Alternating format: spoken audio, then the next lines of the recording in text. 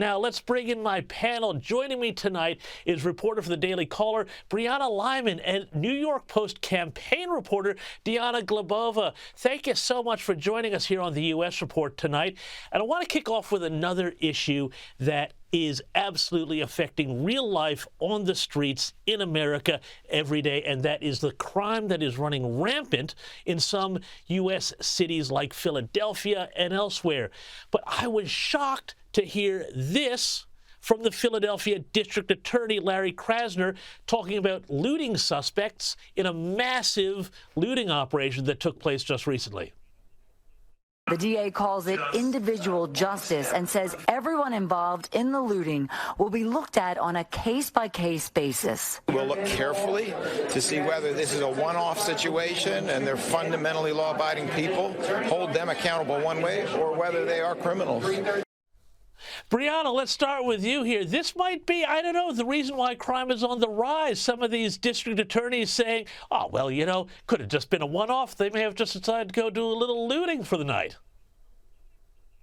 Yeah, you know, as a fundamentally law-abiding citizen myself, I can assure you that I would never think to loot a store. And Larry Krasner, he keeps talking about how some of these defendants are between the ages of 18 to 25, and they either have a minimal criminal record or no criminal record at all. But until you nip it in the bud, you will allow this to continue because these people don't understand that there are repercussions for bad actions. So Larry Krasner is supposed to keep the city safe and hold people responsible for their actions, but he's literally telling people that if you haven't done it in the past, we're going to give you one free pass. That's not how this works. This whole issue of crime is really starting to get traction as a national issue as people see what's going on in some of these cities. I've seen in some of the arguments on Capitol Hill this week, people saying, you know, crime is one of the big things, as well as the border, that is really driving elections. Is this what you're seeing on the ground covering elections around the country? The number one issue for voters is still the economy by a long shot. I think people are worried about the food that they go to buy in the grocery store that's really been hit with inflation,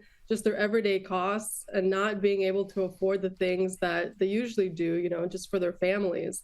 But I think crime, especially in the big cities like Washington, D.C., where lawmakers themselves are being hit by carjackings and people on the street just mugging them, and also in New York City, where there's been, again, just carjackings, murders on the streets.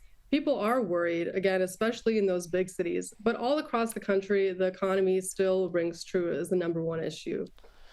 And Diana, I just want to stick with you just on the campaigns question here, because we've also seen really interesting news out of Florida, where Governor Ron DeSantis has brought in $15 million in fundraising over the past 3 months for his presidential campaign. Does this show that there's still life in the DeSantis campaign, which a lot of people had been writing off?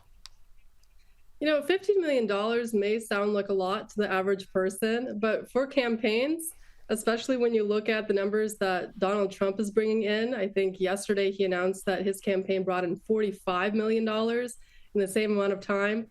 15 million is not that much. And aides on the DeSantis campaign are reportedly saying that out of that 15, only 5 million is cash available that they can spend during the primaries to get the GOP nomination and to run against Joe Biden.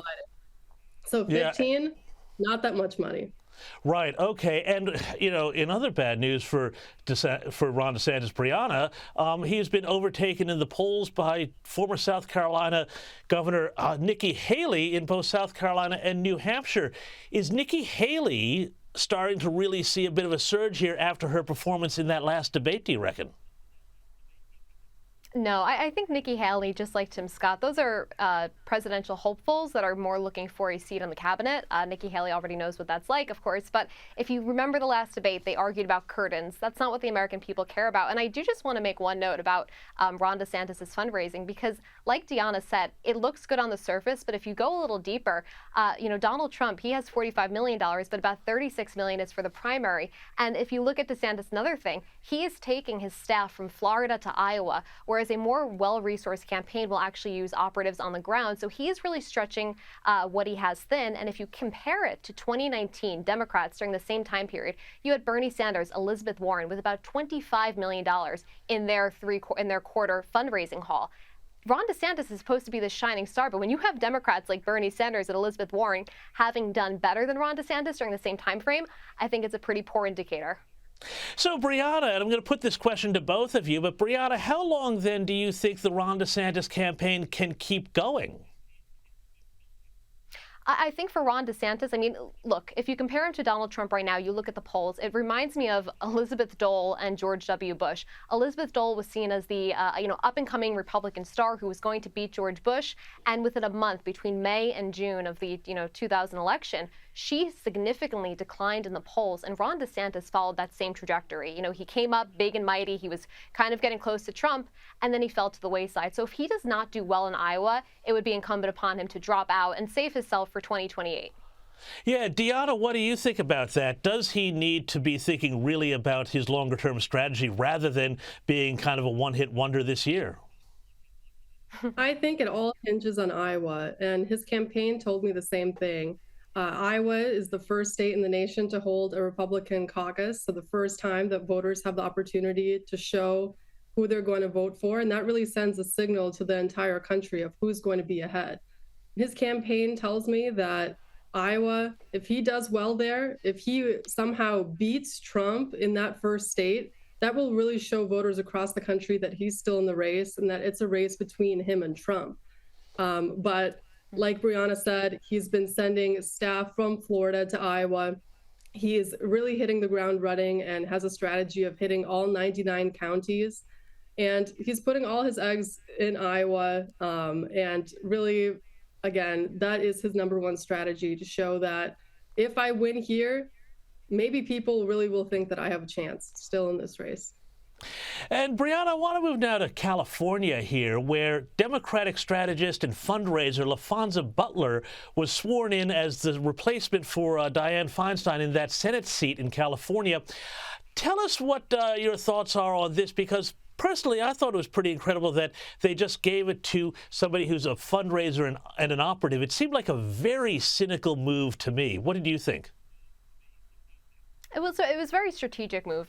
First of all, Gavin Newsom made sure that he was going to pick a black woman, and we see how well that worked out with the vice presidency, so I'm kind of surprised that he thought he should follow the Biden playbook. But LaFonza Butler is unique because unlike someone like Adam Schiff, who hasn't been drawing in that much fundraising, LaFonza Butler has showed she appeals to the abortion wing of the Democratic Party, right? And we know abortion was on the ballot in 2022. It'll be on the ballot again.